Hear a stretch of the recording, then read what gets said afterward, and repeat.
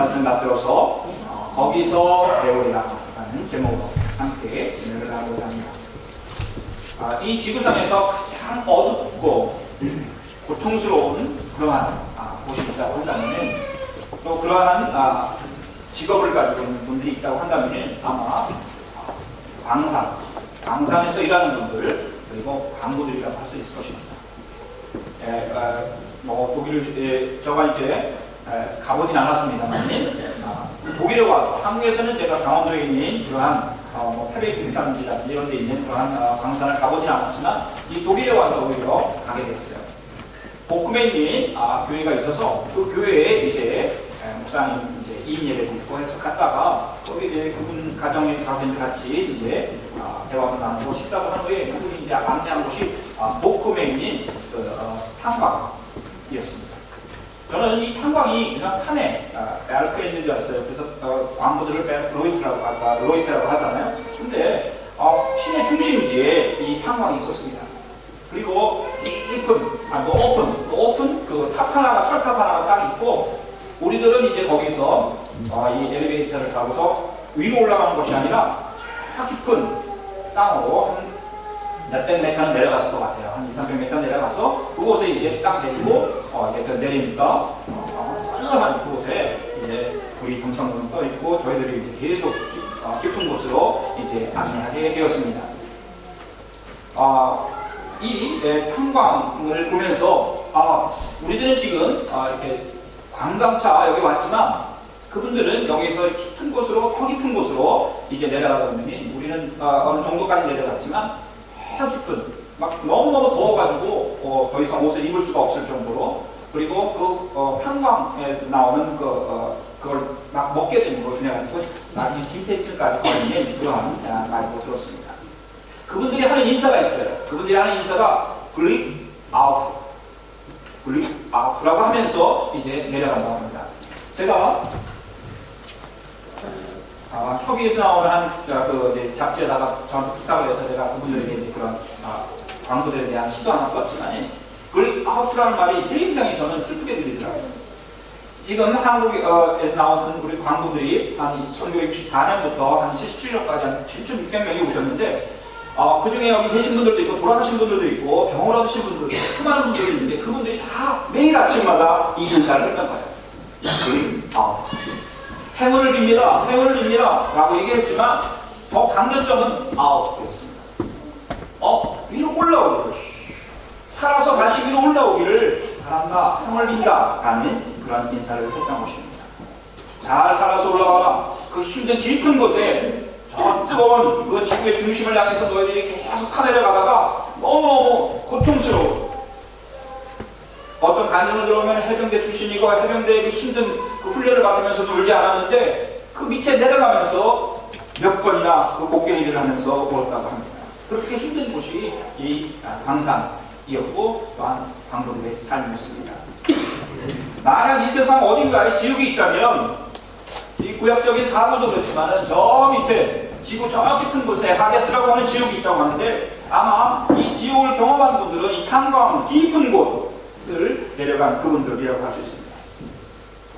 아마 죽음을 이기시고, 그래서 역설적으로 죽음을 이기시고 부활하신 우리 주님을 가장 잘 이해할 수 있는 그런 직업은 아마 광부들일 것 같아요. 지금 독일에는 이제 거의 탄광들이 문을 닫았고, 우리 한국에는 다 문을 닫았는데, 오늘 우리가 우리 주님의 부활을 기뻐하고 찬양하려면 이 지하 갱도와 같은 그 고난의 그 끝자락이 지옥에까지 내려가서 바로 그곳에 우리 주님께서 계셨다고 하는 깊은 묵상과 인식이 있어야 하는 것입니다. 그것이 전제되어야 하는 것입니다.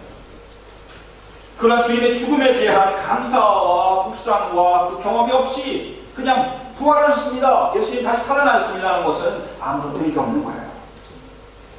우리 주님께서 죽으셨다 하는 그 고백과 함께 주님께서 다시 살아나셨다 하는 그 고백이 유효하게 되는 것입니다. 그리고 그 놀라운 그 사건은 더욱 또한 놀라운 중요한 것은 바로 나를 위하여 돌아가셨다고 하는 그 의미가 있어야 하는 것입니다. 왜 예수가 돌아가셨고 예수가 다시 사셨는가? 오늘 이 부활절의 의미는 나에게 무엇인가? 라고 했었을 때 그 왜에 대한 질문에 대한 답이 있어야 하는 것입니다. 그건 바로 나를 위하여. 또한 우리를 위하여, 그럼 비싼 우리를 위하여, 우리를 위해서 돌아가셨다고 하는 그런 고백이 있어야 되는 것입니다. 여기에는 오직 느낌표만 있을 것입니다. 믿으셔야 하는 것입니다. 아멘 하는 느낌표만 있어야 하는 것입니다. 만약 아직도 퀘스천이 있다면 부활이라는 것은 인간들이 조작해낸 하나의 아주 낯선 사건에 스캔들에 들어간 것입니다. 느낌표가 없고 퀘스천만 있다면 그런 사람의 기도는 공허한 것이고, 그런 사람의 설교를 듣거나 또한 설교하는 것은 뜬구름을 잡는 것과 같은 것이고, 아직도 퀘스천만 있는 사람이 부르는 찬양이라고 하는 것은 아무 의미 없는 꽹과리와 같은 빈소리에 불과한 것입니다.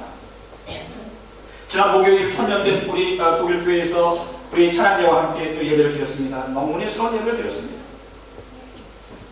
독일 형제 자매들과 성찬 예식을 행하면서 우리 주님께서 나를 위하여 하나님의 아들이 죽으셨다는 것을 다시 한번 또한 경험하는 그런 은혜 시간이 되었습니다. 또 눈물이 핑 돌았습니다. 바로 그 자리에서 나를 위해서 돌아가신 예수 그리스도의 그 죽으심을 기념하는 바로 그 자리에서 바로 하나님께서 우리 예수 그리스도를 나를 위해서 보내주셨고, 그분은 분명히 다시 살아나셨다고 하는 그런 확신과 감사가 되었습니다. 긴 설명이 아니라 짧은 그 순간, 성찬을, 예수 그리스도의 그 성체를 받는 그 순간, 그런 은혜를 경험했던 것입니다. 성찬 예식을 할 때마다 한 번도 우리 주님께서 우리를 만나주지 않으신 적이 없습니다. 오늘도 마찬가지일 것입니다.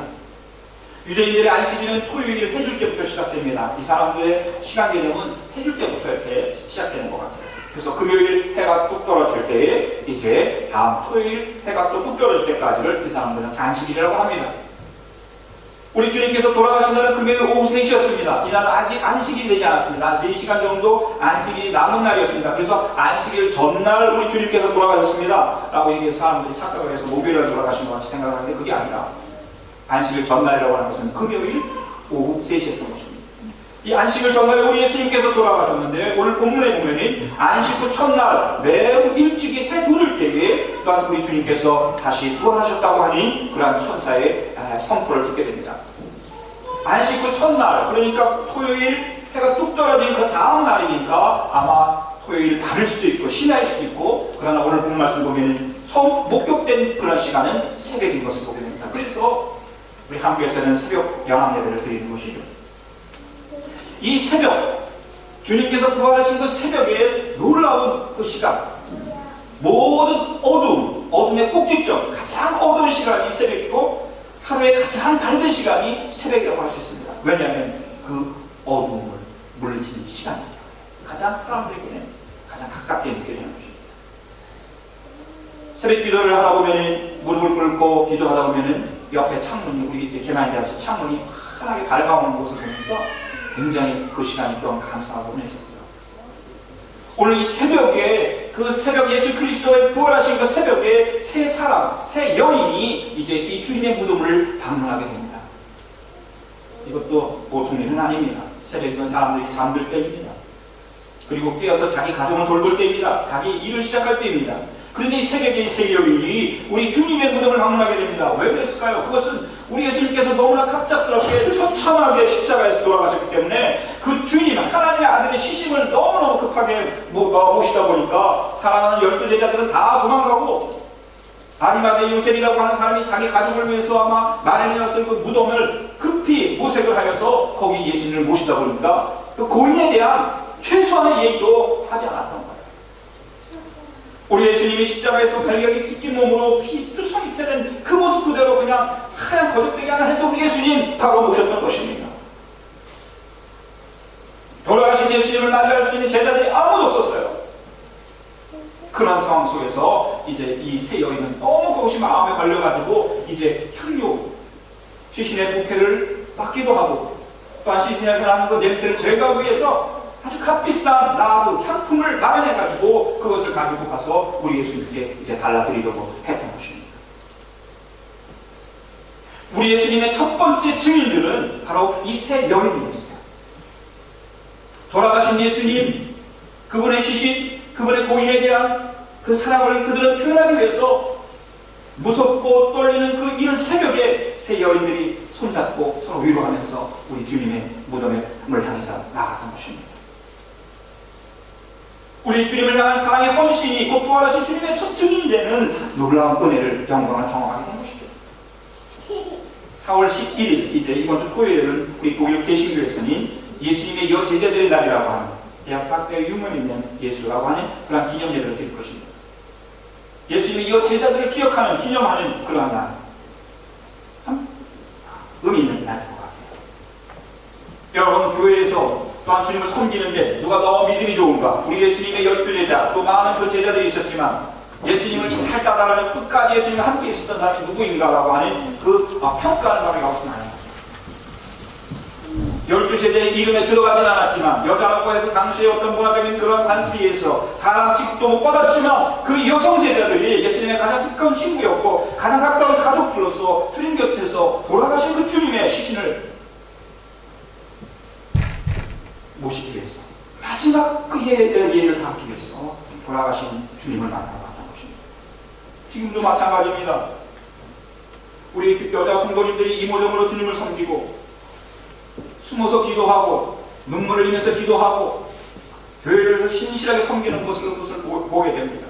아마 70대 한 30 정도 될 것 같아요. 여성 성도, 한국 교회나 이 세계적인 교회. 오늘 이 부활절, 첫 번째 부활절을 드린 분들은 이제 바로 주님을 사랑하고 끝까지 섬기려고 했던 그 여성 세 제자들이었던 것입니다. 물론 그분들이 이제 막달라 마리아나 또 야곱의 어머니 마리아는 좀 있는 사람들이었겠지만 살로메도 마찬가지고요. 그렇지만 주님을 따르는 제자들의 그런 모습들로서 그들은 주님을 끝까지 따르고 있던 것입니다. 부활은 그냥 만나는 것이 아니고, 그냥 체험되는 것이 아니고, 그냥 고백되는 것이 아닙니다. 그냥 선포되는 것이 아닙니다. 돌아가신 그 예수 그리스도에 대한 깊은 묵상 가운데 끝까지 그 주님을 섬길 때에 부활의 놀라운 은혜도 경험하게 되는 줄을 믿습니다. 절대 낙심하지 마세요. 여러분이 힘들고 고난받고 어렵고 사람에게 이해받지 못하고 여러 가지 많은 어려움이 있을지라도 여러분이 예수 그리스도 그분의 십자가를 끝까지 붙잡는 그 순간 바로 우리들 계속 묵상해왔던 영광의 자리, 부활의 영광을 경험하는 은혜가 있을 줄 믿습니다. 역설적인 것이에요. 부활의 첫 목격자들인 여인들에게는 오직 돌아가신 예수님에 대한 관심이 있었습니다. 그들은 아마 예수님 부활하실 거라고 그렇게 3번이나 얘기했지만 제자들도 안 믿었는데 이 여인들이 그것을 믿었겠습니다. 이것이 오히려 더욱 예수님에 대한 확실한 증거가 되는 것입니다. 제자들조차도 예수님의 부활을 믿지 않고 그것이 사실일까 하고 하는 그런 이상한, 왜냐하면 그것은 너무나 낯선 사건이기 때문에 이러한 제자들의 인간적인 모습을 보면서 역설적으로 예수님의 부활이 더욱더 우리에게는 놀라운 그러한 하나의 본도로서, 놀라운 사건으로서 우리에게 역설적으로 받아들이게 되고 감사하게 되고 또한 놀라운 기적을 우리의 소망을 갖게 되는 것입니다. 돌아가신 예수님에 대한 관심이 있었던 이 여인들 또한 이제 염려가 옵니다. 죽은 자에 대한 죽은 자만 바라보게 되면, 그 고난만 바라보게 되면 염려가 생기는 건 너무나 당연한 것이죠. 내가 어떻게 할까? 염려가 생기면 그 다음에 반드시 따르는 것이 절망입니다. 못할 수 없다. 키에르케고르가 절망에 이르는 병, 절망에 이르는 가장 큰 병을 갖다가 뭐라고 했냐면, 죽음에 이르는 가장 큰 병이 면하는데 그것을 절망이라고 했습니다. 다 통하는 것이죠. 이 여인들의 염려가 했던 것은 너무나 간단한 것이었습니다. 일상적인 것이었어요. 이 여인들이 예수님을 만나러 가면서 예수님을 잘 모시려고 했는데 현실적인 문제가 다가왔던 것입니다. 서로 말하되 누가 우리를 위하여 무덤 문에서 돌을 불러주리요. 돌아가신 예수님, 그 예수님의 돌무덤을 열어줄 사람이 필요했던 것입니다. 여성 셋이 갔지만 그들은 아무것도 할 수 없었어요. 왜냐하면 이 유대인들은 불을 타고 거기에 큰 돌을 막아서 이제 무덤을 만들었기 때문에 땅을 파서 하는 것이 아니라 돌을 막아놨기 때문에 돌을 치웠다가 다시 닫았다가 할 수 있는 그 돌 무덤에 돌문이 있었던 것입니다. 근데 너무 무거웠기 때문에 오늘 말씀 보면 또 큰 돌이었다 했기 때문에 아무도 그것을 여성들로서는 감히 열 수가 없었던 것입니다. 그리고 또 배치를 해놔가지고 무덤이라는 표를 해놨던 것입니다. 보기만 해도 오싹한 그러한 여성들에게는 두려운 그러한 일이었습니다. 근심이 있었던 것이에요. 염려가 있었던 것입니다. 바로 이러한 염려에 있음에도 불구하고 그 무덤을 향해서 뚜벅뚜벅 이 세 여인이 서로 위로하며 갔을 때에 놀라운 일을 경험하게 됩니다. 그들이 염려했던 것은 이제 더 이상 염려가 되지 않았어요. 왜냐하면 너무나 놀라운 두려운 일로 변했습니다. 다시 그 문이 열리는 것이죠. 주님께서 다시 살아나셔서 그 무덤에 나와 계실 것이라고는 전혀 상상도 못했을 것입니다. 그리고 그 문을 천사가 와서 그것을 열었을 거라고는 상상도 못했을 것입니다. 만약 오늘 우리 이 자리에 우리 주님의 부활이 믿어지지 않은 성도님들이 계실 것입니다. 당연합니다. 어떻게 우리 이성적으로 죽은 자가 살아나겠느냐. 그리고 더욱더욱 2000년 전에 죽었다가 다시 살아나셨다고 하는데 어떻게 그것이 나에게 믿어질 수 있는가. 그렇습니다. 이 부활이라는 것은 경험되지 않으면 믿어지는 것이라고 사람들은 압니다. 경험되지 않냐고 믿어지는 것이다. 그런데 이 믿음을 통해서 또한 부활은 경험되는 것입니다. 더 중요한 것은 나의 믿음의 경험 이전에 하나님의 말씀에 나와 같은 사람들의 이야기가 그대로 기록되어 있다는 것입니다. 다 예수님의 부활을 후일에 증인이 되었지만 바로 예수 그리스도 부활하신 주님을 만나기 전까지는 의심하고 믿지 못하고 나약하고 절망하고 염려하고 그러한 인간적인 모습들을 보였던 것입니다. 세계에는 돌무덤을 열렸는데 놀랍게도 그 돌무덤은 열려져 있었습니다. 그 영들은 너무나 놀랐을 것입니다. 눈을 들어본 줄 벌써 돌이 굴려져 있는데 그 돌이 힘이 크더라. 우리들 역시 부활하신 예수님보다 더 많은 세상의 염려와 근심으로 가득 차서 살아가고 있는지 모르겠습니다. 예수님을 믿고 살아간다고 하면서도 온갖 갈등과 다툼과 미움과 시기와 같은 돌무덤을 막아놓고 살아가는지 모르겠습니다. 오늘 이 죽음과 또한 우리 예수 그리스도의 그 부활 사이를 가로막고 있는 큰 돌무덤이 치워지는 역사가 있기를 간절히 축원을 드립니다.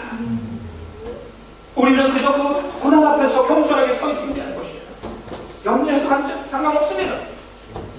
그것을 치우시는 분은 하나님이신 줄 믿습니다. 오늘 본문에 보면 사람이 아닌 어떤 청년이 서 있었는데 예수님 같지는 않아요. 예수님이 수도 있고요. 어떤 청년이가 있습니다. 그리고 살인칭으로 나중에 예수님을 얘기하기 때문에 천사라고 하겠습니다. 무덤에 들어가서 흰 옷을 입은 한 청년이 우편에 서 있는 것을 보면서 깜짝 놀랐습니다. 그리고 그 천사가 이제 세연에게 말을 건넵니다. 청년이 이르되 놀라지 마세요. 놀라지 마세요. 당신들이 십자가에 못 박은 여기는 그 여자들이 건 아닌데 너희가 십자가에 못 박히신 나사렛 예수를 찾는구나. 그가 살아나셨고 여기 계시지 아니하리라. 보라 그를 주었던 것입니다. 당신들이 십자가에 못 박히신 나사렛 예수, 돌아가신 예수, 그분을 찾는데 그분은 살아나셨다. 무슨 천사의 첫 번째 선포인 것입니다. 그는 살아나셨고 여기 계시지 아니하리라. 보라 그를 주었던 것이라 하면서 이제 그림에 나오는 그런 예수님의 수위를 보여주는 것입니다. 나사렛 예수는 무덤에 죽음 가운데 계시지 않았습니다. 마땅히 죽은 분이 계셔야 할 곳은 무덤이었습니다. 아리마다의 요셉이 철저하게 조치를 취해서 무덤에 돌아가신 예수를 모시고 큰 돌을 막아놓았습니다. 돌아가신 분이 계셔야 할 곳은 무덤이었습니다. 그것은 죽음이 누워야 할 자리였습니다. 오늘 우리들은 이제 좀 고민을 해야 하는 것입니다. 오늘 우리들의 영적인 자리가 어디에 있는가? 어둠의 죽음의 냄새가 나는 저 큰 돌무덤을 막아놓은 그 죽음의 자리인가? 예수님을 부활하신 예수님을 만나기 전까지는 그런 자리에 있었죠. 오늘 본문에서 천사는 그런 근심 가운데 있는 여인들에게 이제 이 여인들은 너무나 혼란스럽습니다. 힘듭니다. 염려와 근심이 되는 두려움까지도 겹쳐서 어떻게 해야 될지를 모르는 그러한 상황이 있었습니다. 그런데 바로 우리 주님은 죽음의 자리, 죽음의 권세를 이기시고 부활하셨다고 그는 살아나셨습니다 라고 선포하고 있습니다. 그러므로 죽음의 권세가 우리를, 이 세상을, 우리 교회를, 우리 가정을 이기지 못할 것입니다. 이제 세상을 향해 선포할 것은 바로 우리 주님께서 다시 살아나셨다고 하는 그 승리의 메시지인 것입니다. 주님께서 다시 살아나고 하셨다는 것은 우리가 바로 죽음의 권세를 이기고 살아났다는 것이요, 죽음의 권세 아래 있던 공중 권세적인 사탄의 세력 아래 있던 이 세상이 주님을 통해서 다시 회복되었다는 것을 의미하는 것입니다. 이 세 번째 부활의 목격자 세윤들 믿을 수가 없었어요. 그러나 오늘 본문에서 가서 그의 제자들과 베드로에게 이 얘기를 전해주라. 여러분 얼마나 수치스러운 일입니다. 예수님의 제자들 3년 동안 예수님을 따라다니고 그 기적을 경험하고 예수님께서 가르치는 모든 말씀을 듣고 경험했던 그 제자들, 그리고 가장 큰 수제자라고 하는 베드로, 그들에게 가서 이 연약하고 두려움에 떨고 있는 세계인들이 예수님의 부활을 선포하는 그런 역설적인 사건이라는 것입니다. 그리고 너희보다 먼저 갈릴리로 갈 것이다. 내가 먼저 갈릴리로 가리라. 그곳에서 내가 너희들을 만날 것이다. 너희가 거기서 주님을 배울 것이다. 라고 이 사람들이 가서 얘기하고 있습니다. 여자들은 너무나 무서워 떨면서 그 무덤에서 도망하였고 무서워서 아무에게도 아무 말 하지 못하였다고 기록하고 있습니다. 나중 후일에 알게 하죠. 여인이 전에 한 날 돌아가신 우리 주님의 부활과 갈릴리에서의 다시 예수님과의 만남이었습니다. 재회였습니다.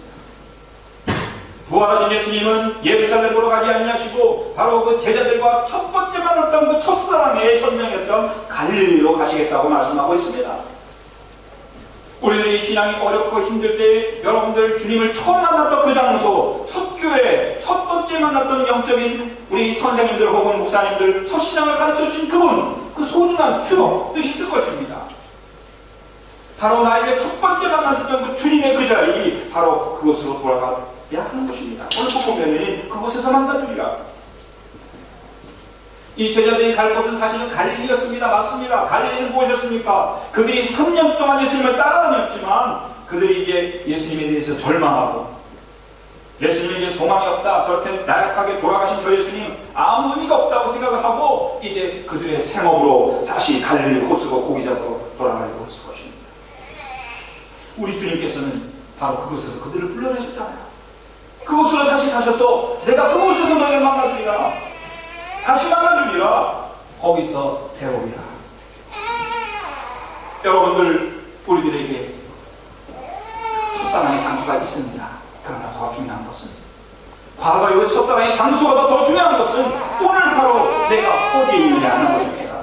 오늘 내가 예수님을 부활하신 예수님을 다시 만나느냐 하느냐가 더 중요한 것입니다. 과거의 경험들 아무 소용없습니다. 오늘 내가 어떻게 살아가고 있느냐, 어떻게 주님을 만나고 있느냐, 부활하신 예수님이 나와 어떤 관계에 있느냐는 것입니다. 그 주님 만나야 하는 것입니다. 예수님에 대한 실망과 나 자신에 대한 절망, 보이지 않는 미래, 지난 시간에 대한 후회를, 그러나 이 모든 것들을 가치 있게 만드는 것, 바로 오늘 부활하신 주님께서 나보다 먼저 나를 그 첫사랑의 현장에서 나를 기다리시고 그 사랑을 회복해 주시겠다는 것입니다.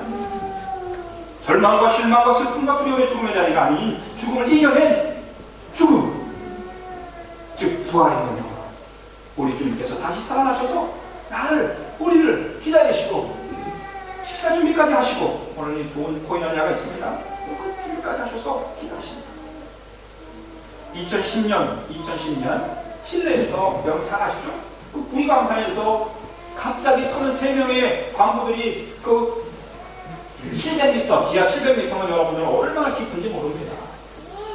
그 심형, 정말 그 산소가 또 이제 공급되지 않으면 죽을 수밖에 없는 그 깊은 지하에서, 그 구리광산에서 이제 이 광산이 무너지면서 33명이 갇혔어요. 그런데 이제 그들을 구하기 위해서 이제 많은 수고를 하는데 이 33명이 그곳에 얼마 동안 있었냐면 69일 동안 그곳에 갇혀 있었습니다. 69일, 2달 11일 동안 있었습니다. 그래서 이제 그들이 이제 사람들이 구하기 위해서 그곳에 이제 빨리 작은 파이프를 심어가지고 거기다가 산소를 공급하고 거기다가 먹을 것을 보내주고 쪽지도 보내주고 또 이제 편지도 서로 주고받고 왕래하고 그러고 있었습니다. 사람들이 이제 나중에 이 사람들이 이제 위로를 하면서 이제 편지를 보냅니다. 33명 당신들이 그곳에서 얼마나 지금 힘들고 어렵습니까? 음식도 많이 먹으면 살찌면 안 된다고 이제 그 조그만 이제 통로로 나와야 하니까 음식도 조금씩 2,000칼로리만 먹어야 되는 아주. 그리고 사람들이 그 밀폐된 공간에서 오래 있으면 정신적으로 이상하게 되니까 서로 위로해주고 끌어안아주고 내가 너와 함께 있다고 33명이 하나가 됩니다. 그런데 이 33명 이제 너희 33명이 얼마나 힘드냐고 했었을 때 하나의 쪽지가 올라왔어요. 우리는 33명이 아닙니다. 하나님이 우리와 함께 하십니다. 34명이 여기 있습니다. 얼마나 놀라웁니다. 우리는 33명이 아닙니다. 34명입니다. 하나님께서 우리와 함께 하십니다. 그리고 이들이 이제 69일 동안 거기 있다가 한 사람 나오는데 그들이 쓰고 있던 헬멧, 어떤 사람 헬멧, 하얀 헬멧에 뭘 때가 많이 꼈죠. 거기 뭐라고 써있냐면 하나님은 살아계십니다. 그것을 헬매갔으면서 하나님은 살아계십니다 하면서 그 믿음으로 그들은 다시 생명을 받았던 것입니다. 부활을 경험한 것입니다. 사랑하는 우리 성도 여러분, 2015년 오늘 이 부활절에 우리가 그 깊은 갱도까지는 내려가지 않았을까고 할지라도 우리가 살고 있는 이 세상, 바로 우리를 덮고 있는 모든 미래에 대한 막연함들, 우리에게 다가오는 절망들, 주님을 사랑하지만 주님을 섬기려고 하지만 주님의 부활의 그 놀라운 은혜가 너무도 힘이 들 때마다 우리는 얼마나 약해집니까? 오늘 그러한 사랑하는 성도님들이 계시다면, 그러한 가정이 있다면 오늘 이 부활절, 2015년 부활절에 그 부활하신 주님을 다시 꼭 만나시기를 간절히 축원을 드립니다. 우리보다 먼저 와서 우리를 기다리시는 우리 주님 만나시고 그분 안에서 새 생명, 새 소망, 새 은혜로 충만하게 되시는 사랑하는 성도님들, 부활의 산증인들이 다 되시기를 예수님의 이름으로 간절히 축원을 드립니다. 아멘.